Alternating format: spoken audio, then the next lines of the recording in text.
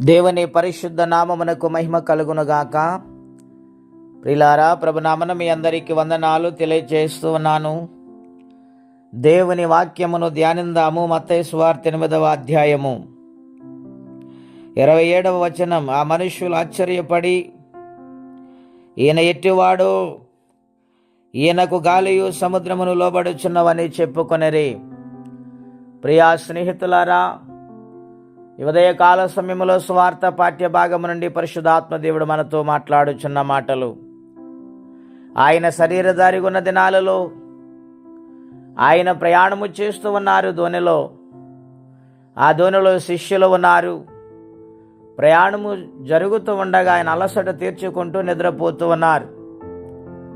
ఆ సమయంలో ఏమి జరిగిందంటే, సముద్రముది పెద్ద తుఫాను, గాలి చెలరేగి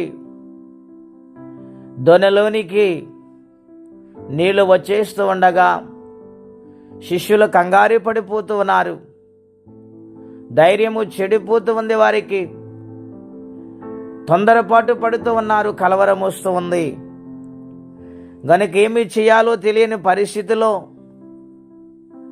బోధకుడా లేచి మమ్మలను రక్షించు, కరుణించని నిద్రపోచున్న యేసు క్రీస్తు ప్రభువారిని అక్కడ లేపినట్లు మనము చూస్తూ ఉన్నాం. ప్రియులారా, రక్షణ లేని పరిస్థితిలో ఉన్నారు. ఎటువంటి సహాయము వారికి లేదు. ధోని మునిగిపోయే స్థితికి వచ్చింది. ఇక దిక్కుచోసని పరిస్థితిలో సహాయము కొరకు యేసయ్యను వేడుకొనుచు ఉన్నారు. ఆయన లేచి వారిని గద్దించారండి. అల్ప విశ్వాసులారా, ఎందుకు భయపడుచున్నారని వారితో చెప్పి గాలి సముద్రములో ఉన్న గద్దింపగా, గాలిని సముద్రమును గద్దింపగా మిక్కిలి నిమ్మళమైపోయింది. ప్రియులారా, అలజడులు వస్తే జీవితంలో, కష్టాలు వస్తే జీవితంలో, ఎటు తోచని పరిస్థితుల గుండా ప్రయాణము చేయవలసి వస్తూ ఉంటుంది. అటువంటి పరిస్థితుల్లో మనుషులను ఆశ్రయించుట కంటే దేవుని శరణు కోరటమే ఎంతైనా మంచిదని ప్రభుపేట మీకు మనవి చేస్తూ ఉన్నాను. ఆ యొక్క ఆపదలో రక్షించిన దేవుడు వారి తొందరపాటు కలవరములో దేవుని సహాయం అడిగినప్పుడు రక్షించిన దేవుడు మనల్ని రక్షిస్తారండి. అది ఎటువంటి కష్టమైన, ఎటువంటి రోగమైన దేవుడు స్వస్థపరచగల సమర్థుడు. గనుక ఆయన రక్షించమని చరణ కోరితే ఈరోజే నీకు సహాయం వస్తూ ఉంది. ధైర్యముతో ముందుకు సాగిపోవాలని ప్రభుపేట మనవి చేస్తే మాటలు నేను ముగిస్తూ ఉన్నాను. ప్రార్థనండి. అత్యంత కృప కలిగిన దేవా, మహోన్నతమైన మీ నామము కొరకై వందనాలు.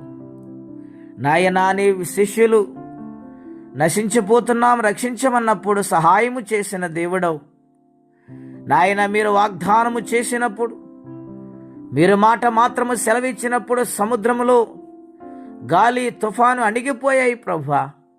ధోని నాయన నెమ్మళముగా సాగింది. ఉదయ కాల సమయంలో ప్రభువా, కుటుంబ కలతలను బట్టి, సమస్యలను బట్టి ఎవరు ఇబ్బందులు గుండా ప్రయాణము చేస్తున్నారు, ఏ యొక్క సమస్య వారిని వెంటాడుతుందో ఆ కలతల నుండి వారిని రక్షించమని ప్రార్థిస్తున్నాను. సహాయం చేయండి, దినము దీవెనకరంగా మార్చండి. యేసునామములో ప్రార్థించి వేడుచున్నాము తండ్రి, ఆమేన్. దేవుడు దీవించును గాక, ఆమేన్.